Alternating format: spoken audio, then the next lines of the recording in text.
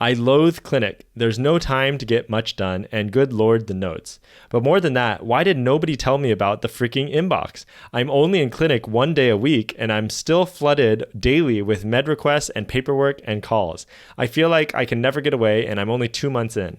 I got scared away from EM because of job prospects, and I was afraid I wouldn't match. So I did FM because I thought I could make a difference, and it was a safer choice. Now I am seriously regretting that decision. Anyone else feel like they have already made the wrong choice for residency? I like this thread because it goes into a little bit about residency clinics and primary care clinics as a resident in general. You know, residency clinics are not indicative, or they're not really representative of how actual clinics function in the real world. Residency clinics, we tend to get the poorest patients who don't have good health care support systems, and so it's very difficult for them to make their appointments, to fill their medications, and to really follow recommendations. And we try our best, and the patients are trying their best too, but the system is just not set up very well for them. And then in resident clinic as well, we don't have as much control over our schedule. We can't really develop as close of relationships with the MAs and really get the clinic as optimized and efficient as possible for our own workflow.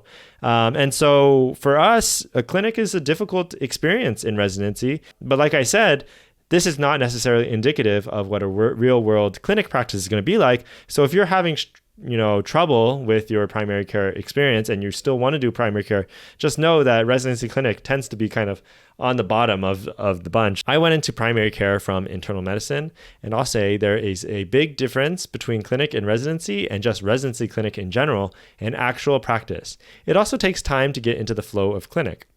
I didn't start to feel comfortable until second year. I love my job now, and I learned to enjoy residency clinic too. It isn't for everyone, and this is only my take, but clinic and residency isn't a great representation of what clinic is actually like depending on where and how you practice. This is probably the most important point. Go find a well-run clinic in your area and see how different it is. Now that I can remind myself of this when I truly encounter the truly ridiculous situations that only exist in residency clinics, I can just laugh and appreciate that this will be only for a finite amount of time. It takes 10 years to staff with the attending before seeing the patient. It takes 10 extra years for the attending to explain what physical exam and plan is recommended after you give them the lowdown of what you already did and think you should do.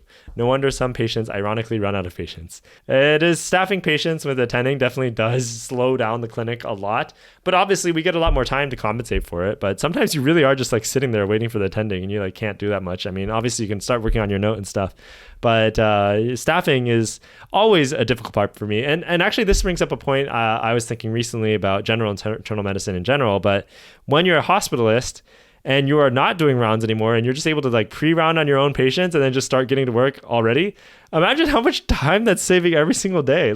You're not having to round in the morning. You see the patients and then you just put in all your orders, your consults, and then you're just done.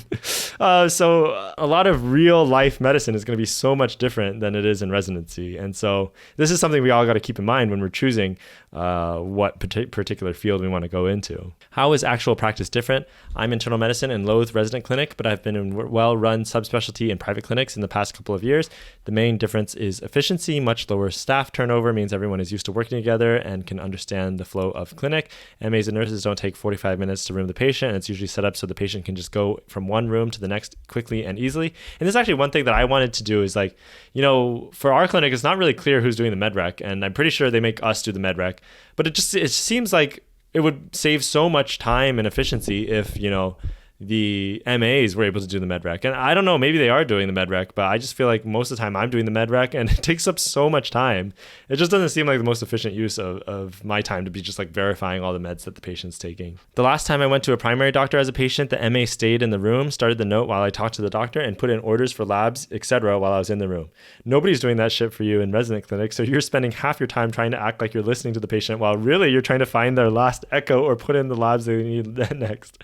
It is so true. It's very hectic in residency clinic because there's so much stuff you need to do all at once.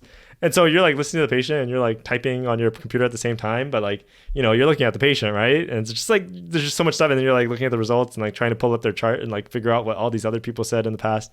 So yeah, it's definitely a different experience. It depends on the practice you're in and where you are, but one, precepting takes a lot of time. It is immensely different when you don't have to worry about this. Two, you know your patients so much better, although this gets better by third year of residency. Three, patient population is different.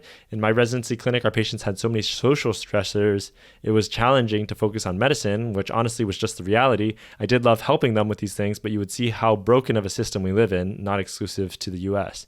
In community practice, this still exists, but it doesn't feel like everything is a fire that needs putting out. Yes, definitely, very true. Usually, I only focus on a few problems and it feels very manageable. And this is specific to the practice, but I did get to build my own schedule, and this offers so much flexibility. I can have my last appointment time at 3 and be able to still spend time with my family. I also only have 32 patient-facing hours per week, so I get 1 day off a week. I still look at my in-basket, but everyone does this differently. Yeah, this person's kind of setup really seems like a really nice setup, to be honest. I really like outpatient clinic too. Part of me is like, wow, maybe I should do outpatient. Like his thing sounds good. Working 4 days a week. He's got a really set up thing. He gets off at 3 something every day. And he's very satisfied. I love the long-term, you know, continuity of care in primary care practice. So I chose FM and absolutely hated clinic at first. Like I couldn't stand it. I also thought I had made the wrong career choice. I was thankful my residency did a month of inpatient then outpatient because it gave me a reprieve from the monotony of clinic life. Now I'm 10 months from graduating and couldn't be happier. I'm going to be in a clinic for the rest of my life. Don't know a problem? Look it up and treat. Still not better? Specialist. Kids have baseball practice at 5. I can coach 2 days of the week. Is my patient having kids? Come see me. I can see the whole family. I love it. I don't remember the point when it happened, but I'm so glad I saw the light. I wouldn't change my field for anything at this point. Another FMPGY3 here, completely agree with this. Residency clinics are notorious for being a hot mess. You learn to adapt to those challenges and eventually hit your stride. Then you realize being an attending will be even better. It's an awesome feeling. It's a common experience because residency clinics universally suck ass. In real life, you can optimize the workflow, set boundaries, delegate tasks more, and most importantly, have better continuity with your panel so visits are much more straightforward. Unfortunately, this experience scares many away from primary care. And yeah, I've really seen that so many less people are choosing primary care, at least in internal medicine.